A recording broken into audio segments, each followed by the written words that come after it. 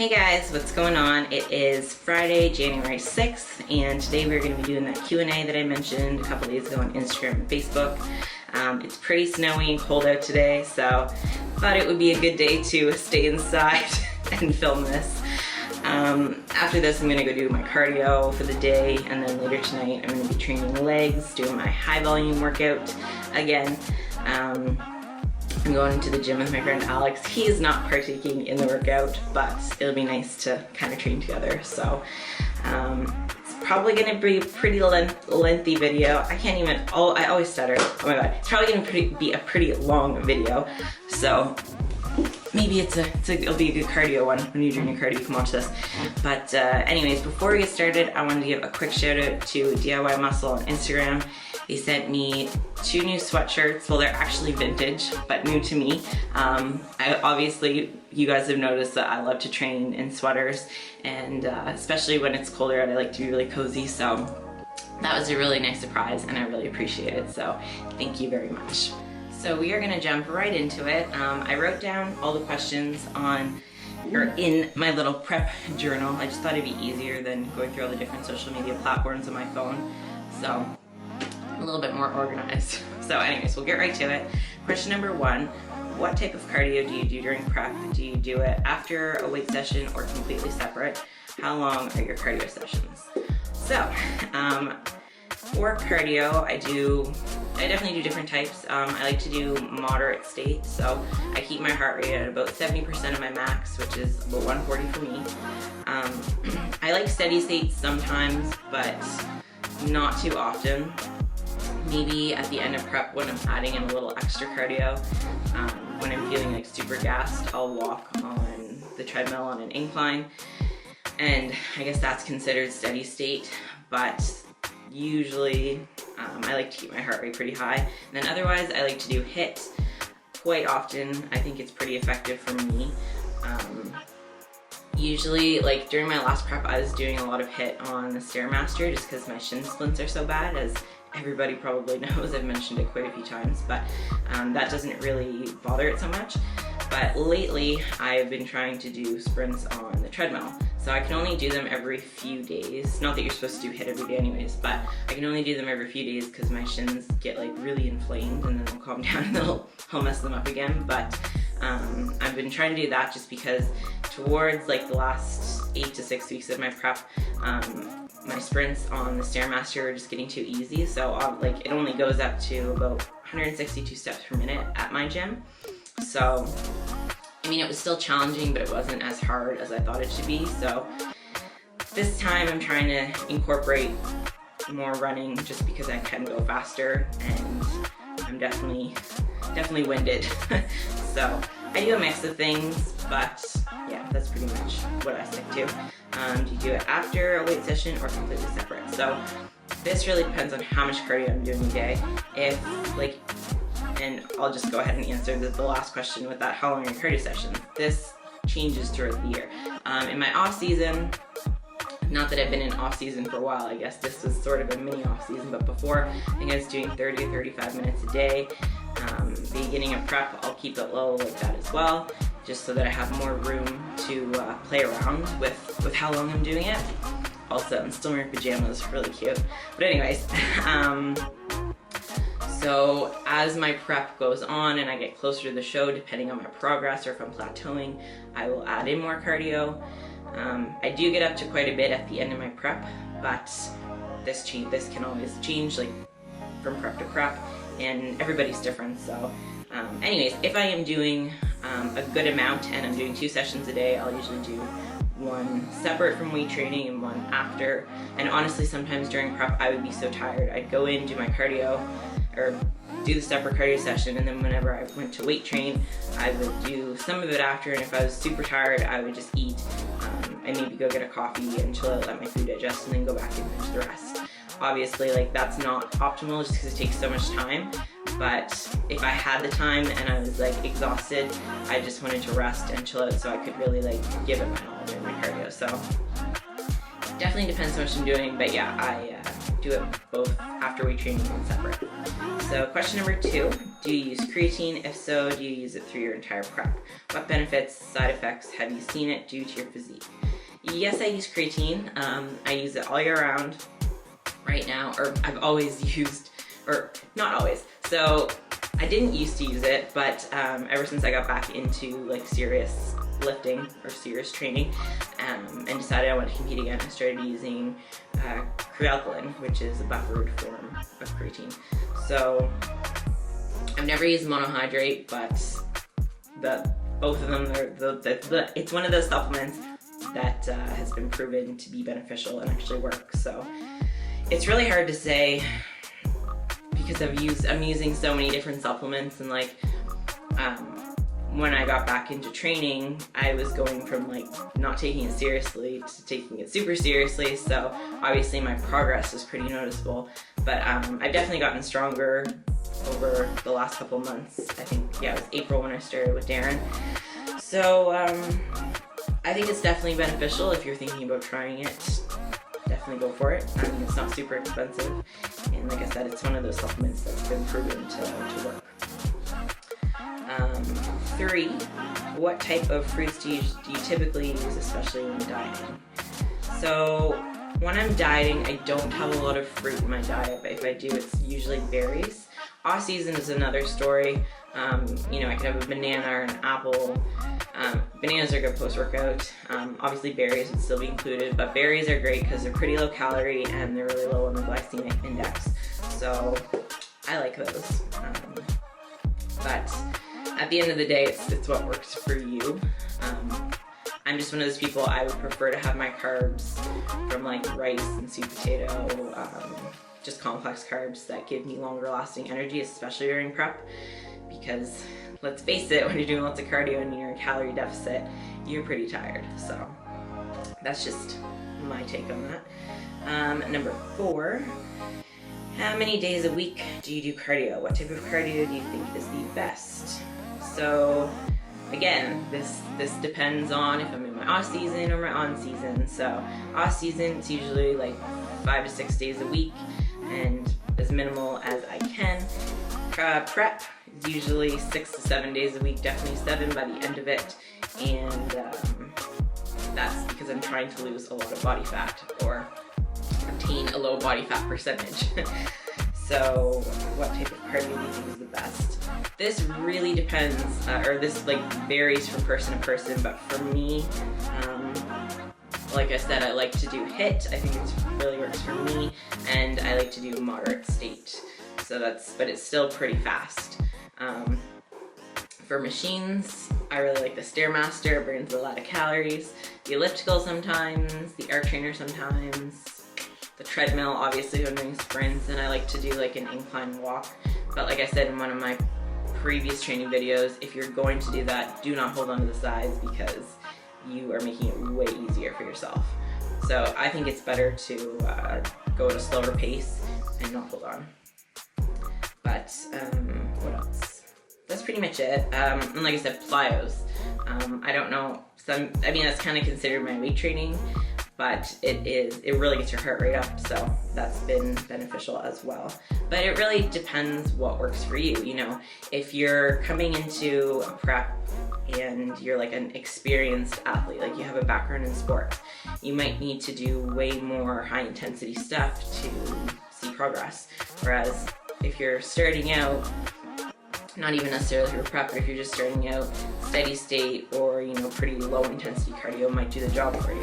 It really depends on the person. It's not a one size fits all kind of thing. Number 6, are you single? Yes, I am. I have been for a while now, but that's all I'm gonna say about that. Number 7, what works best to get rid of water retention, especially during that time of the month? So first tip, water retention, drink lots of water. I don't know if a lot of people realize this, but the more water you drink, the more your body will push it out. I mean, that's one of the techniques, I guess, we use during peak week is we water load so that we are peeing out lots of water. So I'd say that. I don't know, monitor your sodium intake. I say this with, take this with a grain of salt, or don't read into this too much, because sodium is really beneficial, especially when you're training hard because you're sweating so much. But say you have a cheat meal like Chinese food or something that has a lot of sodium, or you're putting crazy amounts of salt on your food, that'll make you hold a little bit of water. So you need sodium, but just don't go too overboard. What else? I mean, I guess if it's really bad, you could take like a natural diuretic like dandelion root, but I don't think that's really necessary. Honestly, as females, it's just like, you can't really avoid it that much, especially at that time of, at that time of the month, you can't really avoid water retention. So just drink lots of water, lots of fluid, try to relax, and it'll go away in a few days. You might wanna, if it's like a constant issue, maybe look at your hormones, because that can definitely influence it. One of the supplements that I really like for healthy estrogen levels is DIM, so maybe look into that if it's a hormone thing, but otherwise kind of just deal with it, unfortunately. So question 7, I think. I have these numbered wrong because I crossed one out at the top. Anyways, I think it's number 7. What do you do for a job? So, for most of you probably know the whole story, but for those of you who don't, I'll give a quick background. When I was 17, I graduated early. Didn't know what I wanted to do, didn't want to spend money on university without having a plan of action, we'll say.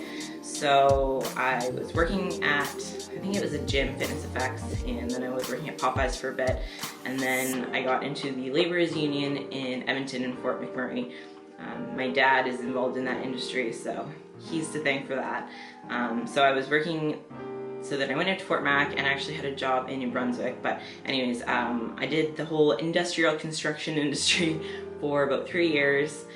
It's just funny because it's like, I did that for so long, but I've been really interested in makeup and it's two polar opposites. But anyways, I did that for a few years. I'm super grateful for the opportunity because the money was amazing, but I was working crazy hours. I was gone away for a few months at a time, then I'd be back, and I was just all over the place. So I decided I really wanted to break and I wanted to compete again. So in July, I came home from my last job out there. Then I worked here for about 6 weeks at Irving.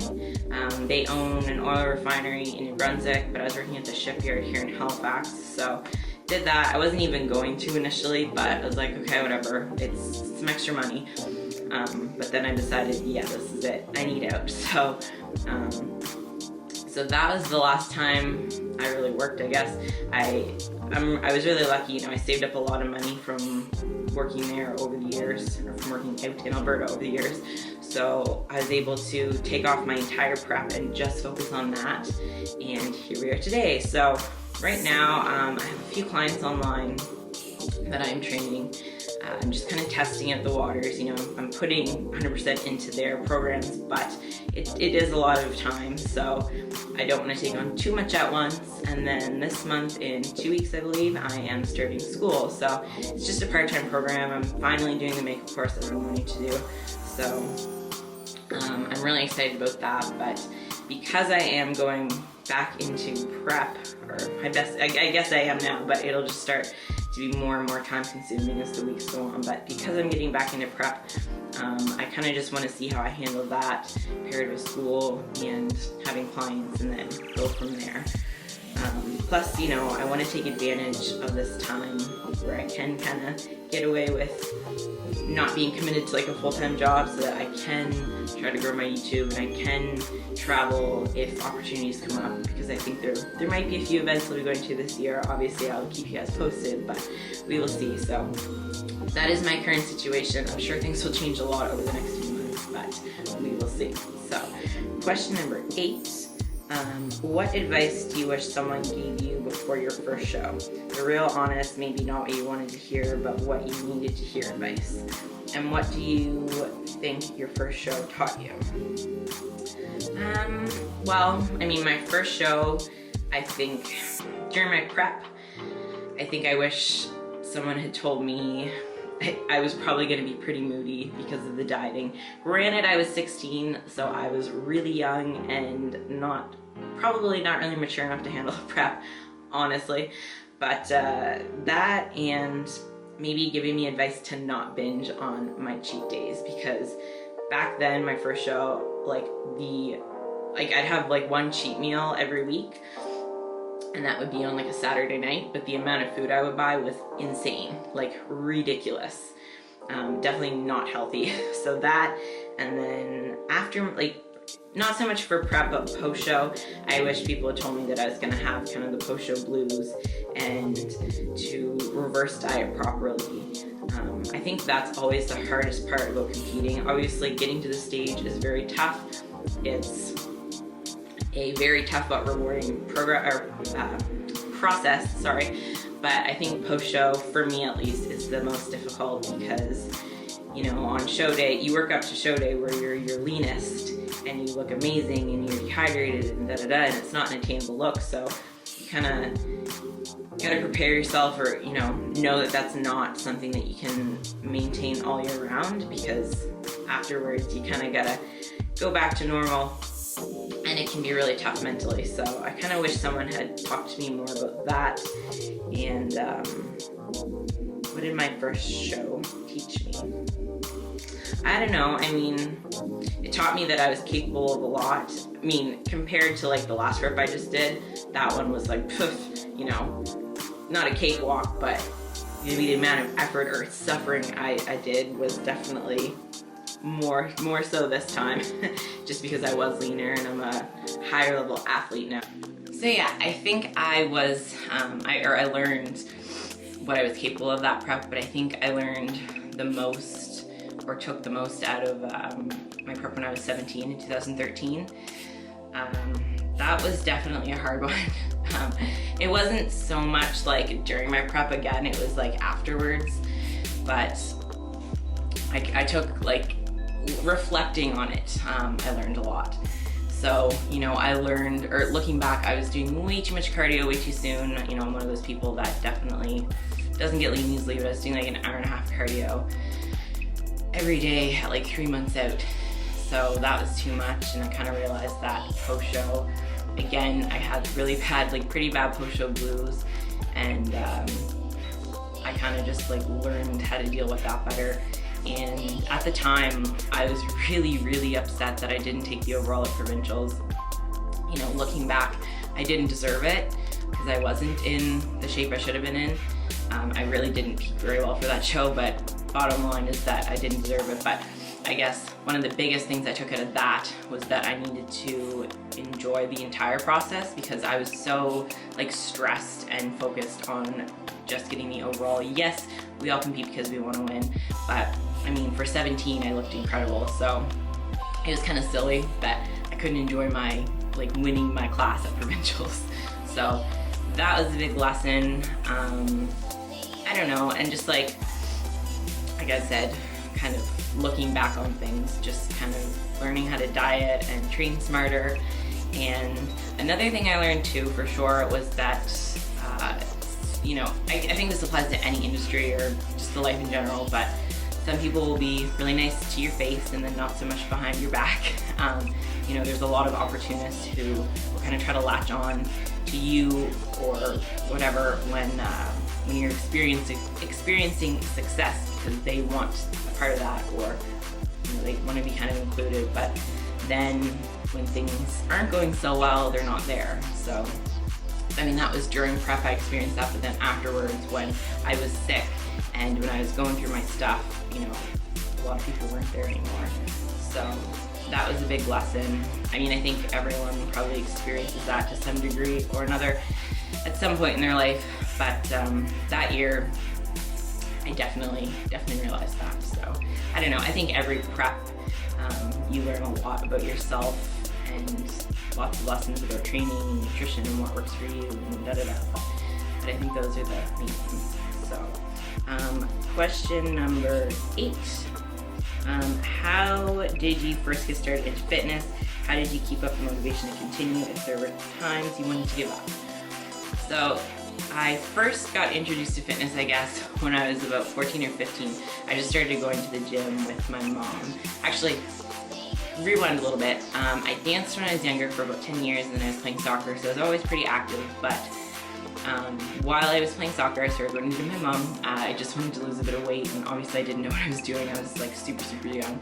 But I was training at one gym pretty regularly, and one of the trainers there used to compete in bodybuilding, so we used to talk a lot, and she kind of suggested the idea of training to me. So she showed me how to like train properly, and I ended up loving it. So that's kind of how I got into it. And then of course I've had so many mentors and people help me over the years, but that was the beginning, I guess. And how do you keep up the motivation? So I've definitely had times where I have lacked motivation.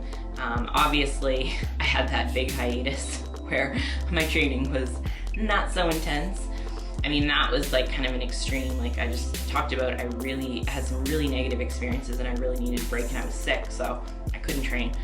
But after that, I don't know, I went through a really big funk, like a really long funk, and I don't know what it was. I just kind of got back into the gym after I got home from being at West one time, and I wanted to lose weight, and kind of just like my fire just kind of came back. But apart from that, you know, lately I've definitely had my times where my motivation isn't super high. Obviously, like, you know, when you're prepping, you know, you have to go to the gym, you have to do your workouts.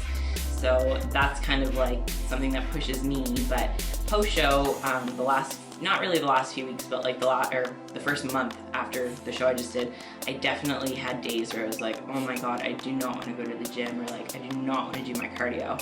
It wasn't so much my weightlifting, it was my cardio that I wasn't motivated to do.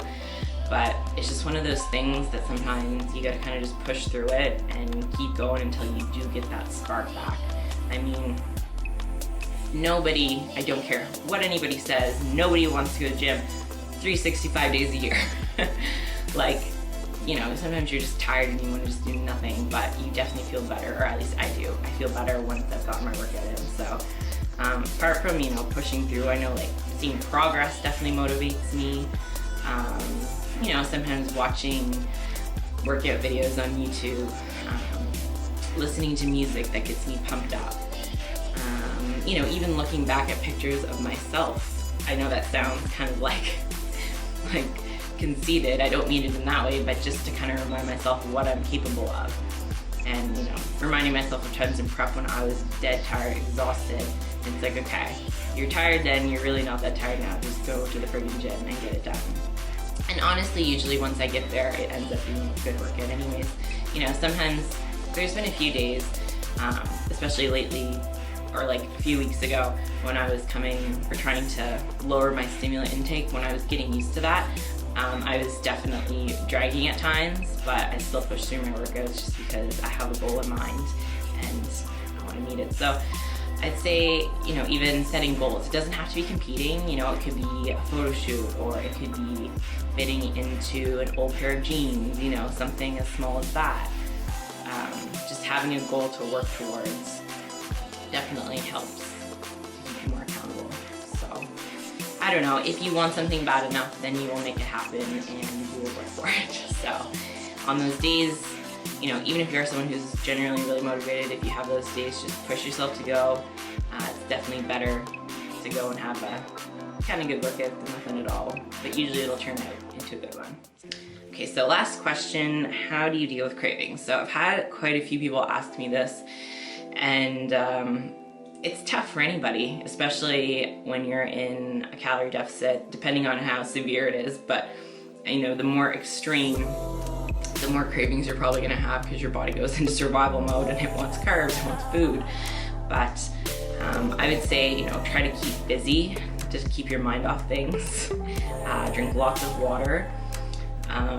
You know, I used to be really bad, especially during prep, for gum and Diet Coke and like anything like sugar-free, but I think that stuff kind of makes it worse. Like, I still have Diet Coke from time to time, but I've cut out gum completely. first of all, because it kills my stomach, but it definitely doesn't help with cravings. Like, it's ridiculous, but I've had nights where I would lay in bed starving and I would chew an entire pack of gum. Like, first of all, you're still consuming some calories, and second of all, these sugar alcohols and stuff is really bad for you. So yeah, it definitely doesn't help. Same with Diet Coke and like water sweeteners. Like, if it doesn't bother you, go for it, but for me, having all those like super sweet things just made me want sweet stuff more. I was really bad for like Dasani drops in my water, and they would end up hurting my stomach too. So if it works, then go for it, but for me, I found it made it worse and it just made me feel crappy. So try to avoid those. I don't know, you can always have lots of veggies. That's high volume, low calorie, so it'll keep you fuller. And if you're just starting out, eating lots of protein, that can help help you feel fuller for longer. Eating complex carbs that give you longer lasting energy. I don't know. It's kind of just, there's definitely little tips and tricks, but it's, at the end of the day, it's mind over matter. If you want something bad enough, if you want to commit to a lifestyle, then you will do it. But I think, like, as far as like cutting out sugar and artificial sweeteners, it's definitely difficult for the first few days. I really had a hard time with it, but like I said, they were killing my stomach, so I just needed to. And now I don't even care. Like, I can drink all my water without it. The only thing I'll really have is BCAAs and Diet Coke. I don't crave it. I have it from time to time if I go to a movie or something like that. But once you kind of get over that hump, you're usually good to go. So those are probably my top tips.